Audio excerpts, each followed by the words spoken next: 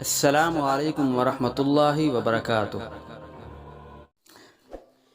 بسم اللہ الرحمن الرحیم۔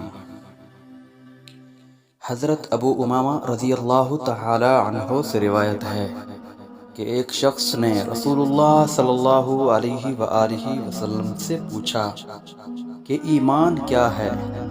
آپ نے فرمایا کہ جب تم کو اپنے اچھے عمل سے مسرت ہو اور برے کام سے رنج و قلق ہو تو تم مومن ہو۔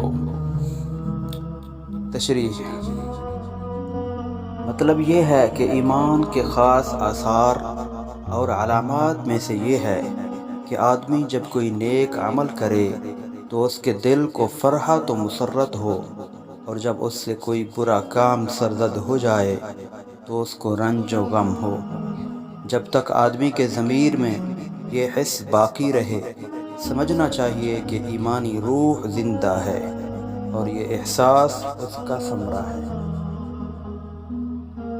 حضرت انس رضی اللہ تعالی عنہ سے مروی ہے کہ رسول اللہ صلی اللہ علیہ وآلہ وسلم نے ارشاد فرمایا: دوزخ میں سے وہ سب لوگ نکال لیے جائیں گے جنہوں نے لا الہ الا اللہ کہا اور ان کے دل میں جو کے دانے کے برابر بھی بھلائی تھی۔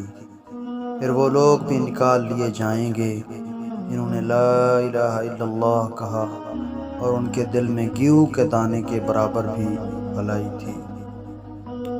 اور اس کے بعد وہ لوگ بھی نکال لیے جائیں گے جنہوں نے لا الہ الا اللہ کہا اور ان کے دل میں ذرہ برابر بھی بھلائی تھی۔